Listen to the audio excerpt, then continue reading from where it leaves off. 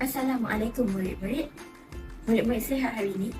Kalau sihat, bagus. Untuk hari ini, cikgu akan memperkenalkan kamu dengan topik baharu, iaitu keseimbangan redoks. Dalam topik keseimbangan redoks ini, kita akan belajar subtopik pengoksidaan dan penurunan. Maksud tindak balas redoks. Okey, tindak balas redoks ini ialah tindak balas kimia yang melibatkan proses pengoksidaan dan penurunan yang berlaku secara serentak. Namun begitu, tindak balas redoks juga boleh ditarifkan dalam bentuk yang berbeza berdasarkan contoh berikut. Berikut merupakan tarifan yang berbeza berdasarkan tindak balas berikut. Yang pertama ialah penambahan atau kehilangan oksigen.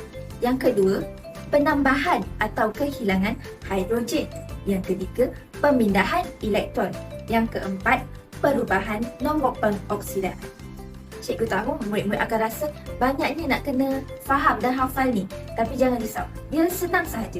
Kamu kena ingat keyword ni, iaitu OH. Kenapa OH? Sebab O melambangkan oksigen, penambahan dan pengurangan oksigen. Kenapa H? H, penambahan dan pengurangan hidrogen. Manakala E, pemindahan elektron. Dan yang terakhir N melambangkan penambahan nombor pengoksidaan. So, dekat situ, bila kamu hafal tu, dia macam senang je kamu nak ingat nanti bila waktu nak jawab exam. Untuk memastikan anda faham kaedah OHEN ini, saya akan curangkan ia berdasarkan jadual berikut, di mana terdapat perbandingan di antara proses pengoksidaan dan penurunan daripada aspek OHEN. Yang pertama, untuk O yang mewakili penambahan dan penurunan oksigen, O akan bertambah semasa proses pengoksidaan dan berkurang semasa proses penurunan. Yang kedua, untuk H yang mewakili hidrogen, semasa proses pengoksidaan, H akan berkurang, manakala semasa proses penurunan, H akan bertambah. E, pemindahan elektron juga berkurang semasa proses pengoksidaan dan bertambah semasa proses penurunan. Dan yang terakhir, untuk nombor pengoksidaan, bilangan nombor pengoksidaan akan bertambah semasa proses pengoksidaan dan berkurang semasa proses penurunan. Merupakan contoh penambahan dan pengurangan oksigen. Jom kita lihat.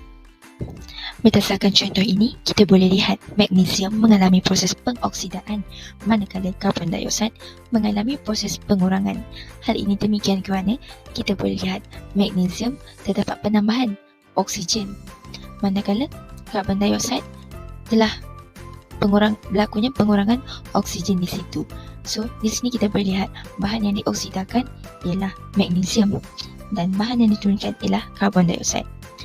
Untuk ejen pengoksidaan ialah karbon dioksida. Hal ini kerana karbon dioksida telah menyebabkan magnesium menjadi magnesium oksida. Dan untuk ejen penurunan ialah magnesium, di mana disebabkan magnesium, karbon dioksida telah mengurangkan oksigen dan berubah menjadi karbon.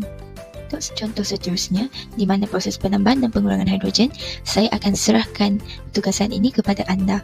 Hal ini kerana hidrogen dia hanya twist sikit je daripada oksigen. So, untuk tengok pemahaman anda, saya akan biarkan anda buat ini sendiri dan saya akan bincangkan semula pada kelas akan datang. Untuk pemindahan elektron, cikgu akan bantu kamu untuk faham dengan lebih mudah kerana kita ada keyword yang boleh bantu kamu untuk ingat. Contohnya, perkataan oil dan weak, iaitu oxidation is loss, reduction is gain. Kenapa? Kalau kamu contohkan ada equation nanti, kalau kamu nampak elektron dia berkurang, itu bermaksud dia mengalami proses oxidation. Kenapa? Sebab oxidation is loss electron. Manakala kalau kamu nampak elektron dia bertambah, maksudnya dekat situ dia mengalami proses reduction. Kenapa? Sebab reduction is gain of electron. So dekat situ kamu nampak bagaimana terms-terms ini boleh membantu kamu untuk faham dengan mudah. So cikgu harap kamu fahamlah term ini. Ini adalah contoh bagi pemindahan elektron. Untuk contoh ini, magnesium mengalami proses pengoksidaan, manakala oksigen mengalami proses penurunan. Hal ini demikian kerana kita boleh lihat magnesium bagi 2 elektron dekat orang. Bila dia bagi elektron dekat orang, bilangan elektron dia berkurang. Bila bilangan elektron berkurang, ia menggambarkan proses pengoksidaan. Manakala oksigen, dia menerima elektron daripada orang lain. Bila dia menerima elektron, bilangan elektron dia bertambah. Jadi, dekat situ kita boleh lihat bila bilangan elektron bertambah, ia bermaksud dia mengalami proses penurunan. Untuk bahagian di bawah, saya ingin anda selesaikan. Ini merupakan contoh yang terakhir, iaitu perubahan nombor pengoksidaan. Bagi contoh ini, karbon akan mengalami proses pengoksidaan, manakala oksigen mengalami proses penurunan. Kita boleh lihat di sini, apa-apa atom, nombor pengoksidaan dia adalah kosong. So, disebabkan karbon adalah atom, nilai nombor oksida dia adalah kosong. Oksigen juga adalah nombor pengoksidaan dia adalah kosong.